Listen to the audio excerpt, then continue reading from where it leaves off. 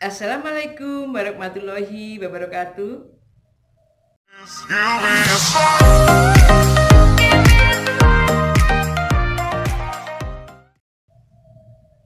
Bagaimana anakku kabarnya? Baik-baik dan sehat saja? Alhamdulillah, sama Bu Win juga begitu. Saya ucapkan selamat naik ke kelas 8. Semoga di kelas 8 kalian semuanya tambah pintar, tambah sukses. Tentunya kalian sudah kenal sama Bu Win karena kelas 7 sudah pernah yang saya ajarkan, ada yang belum. Karena orang Jawa bilang kalau nggak kenal maka nggak sayang. Untuk pelajaran kelas 8 semester ganjil, nanti yang mengampu lewat daring ada 3 orang, yaitu yang pertama saya sendiri Sri Winarti, yang kedua Bu Sri Lesari, yang ketiga Bu Yuli Sri Setiawati. Materi pembelajaran semester ganjil untuk kelas 8 yang pertama adalah teks berita, kedua teks iklan, ketiga teks eksposisi, keempat puisi, kelima teks eksplanasi. Inilah materi pembelajaran semester ganjil. Rencana penilaian semester ganjil selama pembelajaran daring yang pertama adalah ranah pengetahuan, yang kedua adalah ranah keterampilan. Penilaian ranah pengetahuan ini yang harus kalian perhatikan ada 3 hal. Yang pertama adalah penilaian ulangan harian, penilaian tengah semester, dan yang terakhir adalah penilaian akhir semester. Adapun ranah keterampilan adalah penilaian tugas yang diberikan oleh guru kepada kalian.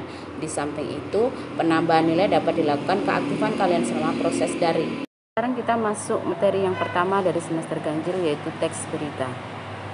Tidak pernah lepas bahwa setiap hari kita akan selalu mendengar berita. Berita itu sering kita dengar secara langsung atau kita tonton melalui media televisi ataupun kita dengarkan dari radio ataupun kita membaca dari koran majalah. Tanpa kita sadari kita sering terhanyut oleh berita-berita yang kita baca, kita dengar ataupun kita lihat dari televisi. Hal itulah yang menarik. Demikian menariknya sebuah berita sehingga membuat kita selalu ingin mengupdate apa yang kita miliki, kabar apa yang ingin kita sampaikan kepada orang lain dan berita apa yang ingin kita dengarkan. Jadi sebenarnya apa sih berita itu? Nah, berita itu adalah sebuah laporan kejadian ataupun peristiwa ataupun pendapat mengenai fakta atau kejadian nyata yang disajikan secepat mungkin kepada khalayak luas melalui media berkala seperti surat kabar, televisi ataupun sosmed. Sehingga berita itu harus nyata, tidak ditambah-tambahi, tidak dikarang-karang, dan harus selalu up to date untuk disampaikan kepada orang lain. Misalnya sebuah berita yang ditulis di majalah Stupa Pradipa milik SMP Negeri 1 Pace tentang Dies Natalis ke-25 SMP Negeri 1 Pace. Kalian bisa mencermati dalam tayangan slide. Ya, saya bacakan. Dies Natalis ulang tahun ke-49 SMPN 1 Pace merupakan kegiatan yang sangat. Saya bacakan kutipan sebuah paragraf dari artikel peringatan Dies Natalis ke-25 SMP Negeri 1 Pace. Dinanti-nanti oleh peserta didik. Berbagai macam kegiatan diselenggarakan sekolah. Kegiatan tersebut antara lain lomba antar kelas, bisnis day, jalan santai, kreasi siswa, dan acara punca adalah pagelaran wayang kulit oleh dalang muda. Kegiatan tersebut dilaksanakan dalam 2 hari. Hari pertama tanggal 22 Februari. Segala macam kegiatan, peristiwa, tempat, pelaku, semuanya dijelaskan dalam artikel tersebut. Berdasarkan kutipan paragraf tersebut, kalian bisa mengetahui apa isi dari paragraf itu. Kemudian kalian bisa mengetahui apa yang dibicarakannya. Untuk mengetahui dan memahami sebuah berita, maka kita harus mengetahui unsur-unsur dari sebuah berita tersebut. Apa saja sih unsur-unsur dari sebuah berita?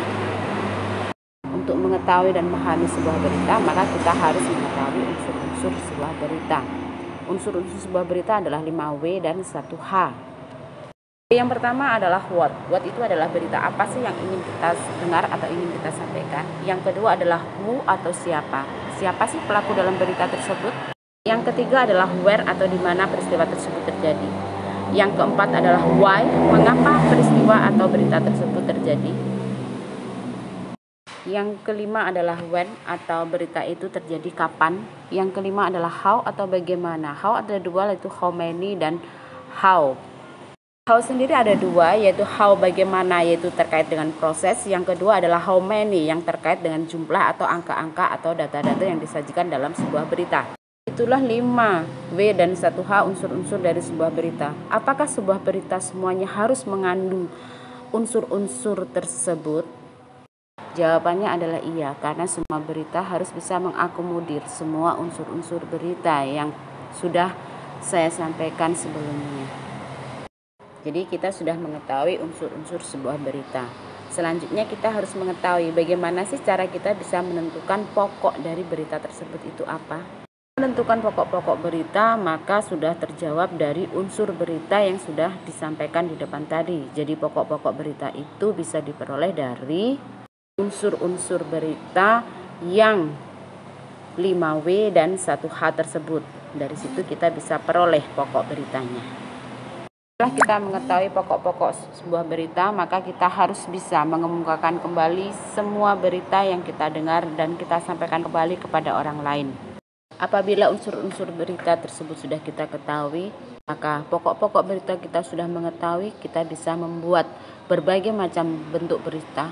Berbagai macam bentuk berita dengan berbagai macam variasi berita, dengan fokus berita yang sama tetapi dengan pemberitaan dengan kalimat berbeda, akan tetapi berita yang disampaikan tetap sama, tidak menghilangkan unsur-unsur berita yang asli atau berbagai macam bentuk dan unsur-unsur yang sama, tetapi fokus beritanya tetap sama, sehingga variasi berita akan menjadi bermacam-macam.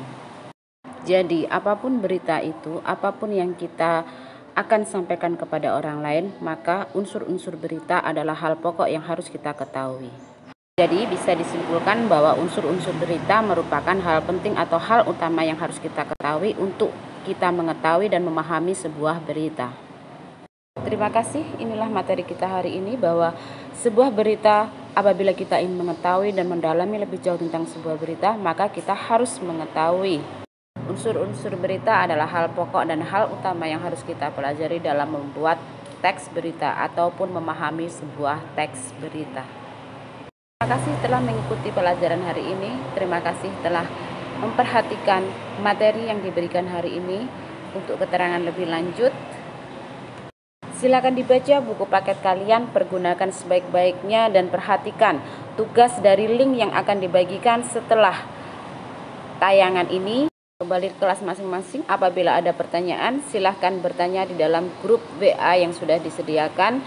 Dan selamat bekerja, selamat dalam pembelajaran daring, dan untuk pertemuan selanjutnya kita akan masih bertemu dalam teks berita. Di materi berita nanti kamu bisa menambah sendiri, contohnya di televisi atau internet. Pesan Bu Win terakhir, jagalah kesehatan, penuhilah protokol kesehatan, cuci tanganmu yang bersih dengan air dan mengalir pakai sabun, kemudian jaga jarak, jangan keluar rumah kalau nggak penting, bila keluar rumah pakailah masker. Oke, semangat belajar di rumah, tetap belajar di rumah, semangat. Oke, jauh di mata, dekat di hati Bu Win. Akhir dulu, wassalamualaikum warahmatullahi wabarakatuh.